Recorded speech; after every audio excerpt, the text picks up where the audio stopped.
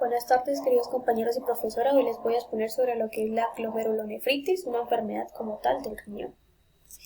Para empezar tenemos la definición, epidemiología, etiología, semiología y por último la fisiopatología. Empezando tenemos una imagen de lo que es la anatomía del riñón y la unidad estructural y funcional del riñón, que es la nefrona. Entonces el riñón se conforma de una cápsula, corteza, médula. Aquí está el cáliz mayor y menor, solo que no se ve, pelvis renal, arteria y vena renal y uretra. Y la nefrona tiene el glomérulo, que se encarga de la filtración de la sangre, que a su vez tiene un túbulo contornado proximal que se encarga de la reabsorción del agua y solutos, como sales, bicarbonato y glucosa. Luego de eso tenemos el asa de Helen descendente y ascendente, que se encarga del mantenimiento e intercambio de agua e iones. Posteriormente tenemos el túbulo contornado distal, que se encarga de la secreción y reabsorción selectiva de iones. Y ya por último, pero no menos importante, tenemos el conducto colector, que se encarga de la reabsorción del agua, controlado por hormonas y la formación de orina como tal. Este va a la pelvis renal y de ahí va al uretra. Luego tenemos como tal el glomérulo, que tenemos la arteriura aferente por donde ingresa la sangre.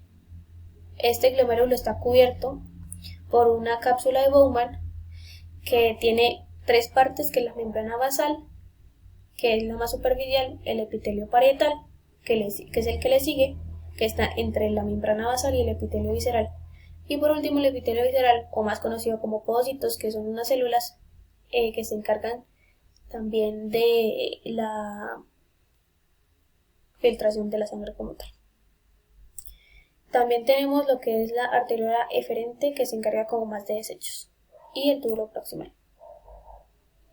La definición de esta patología es la inflamación de los glomérulos, lo que hace que los riñones no filtren bien la sangre, o sea, su función no sea la adecuada, y la persona empieza a tener toxinas en la sangre y desechos. Esto puede ser aguda o crónica. Aguda se puede dar en niños de más de 2 años hasta personas adultas. Esta pues suele ser leve, y la crónica se da principalmente porque se le suele haber dado a la persona más de 2 o 3 veces glomerulonefritis, lo que hace que el riñón como tal se empiece a secar y empiece a perder su función de filtrar la sangre. La etiología de la glomerulonefritis se divide en primaria y secundaria. La primaria hay infecciosas, que es la cual se da por agentes infecciosos, valga la redundancia, como virus, bacterias o parásitos, y se da principalmente por Streptococcus beta hemolítico grupo A. Luego sigue la membranosa, la cual se da por enfermedades sistemáticas como lo es el lupus, y también por infecciosas como la hepatitis B y la hepatitis C. Luego sigue la mesangioproliferativa. Esta se da por enfermedades también virales, y también se da por enfermedades progresivas o autoinmunes. Esta suele darse por el VIH, enfermedades infecciosas también como es hepatitis B y C, tumores, incluso cáncer. Y por último está la glomerulonefritis de rápida proliferación, que se encarga, que esta se da principalmente por la vasculitis, o que es una enfermedad autoinmune, enfermedades infecciosas o toxinas o tumores. Luego sigue la etiología de la glomerulonefritis secundaria, que se puede dar por cáncer, por diabetes o por amiloidosis, que es el depósito de proteínas anormales en los glomérulos. Seguido a esto tenemos los signos más comunes de todas, o sea, que se da comúnmente, que es la sangre en la orina espumosa debido a las proteínas que se filtran, la hinchazón o edema. También tenemos que se puede dar el dolor abdominal, fiebre y en algunos casos una hemorragia nasal. La incidencia de esta enfermedad en Colombia es de 0.7 por cada 100.000 habitantes al año. Esta enfermedad es más común en las personas caucásicas y de ascendencia asiática y afrocolombianos. En la prevalencia tenemos que se presentan entre 37 casos por cada 100.000 habitantes y la más común es la IgA, nefropatía de la inmunoglobulina A, que se da en un 19.87%. Y como tal la mortalidad, que esta como tal no tenemos ciencia cierta una cifra, pero esta puede llegar a afectar a la persona e incluso causarle la muerte si no se trata adecuadamente. Y ya por último tenemos la fisiopatología, que se las voy a explicar en breve video. Bueno, continuando con la fisiopatología, hay que explicar primero cómo se da la filtración glomerular. Entonces, entra la sangre por la arteriola aferente, se va hacia los capilares donde ocurre el filtrado, y esta arteriola eferente es más como desecho. Llega a la cápsula de Bowman y se va como tal al tubo proximal. Aquí se puede apreciar un poquito más cómo se ven los capilares, como en un corte transversal.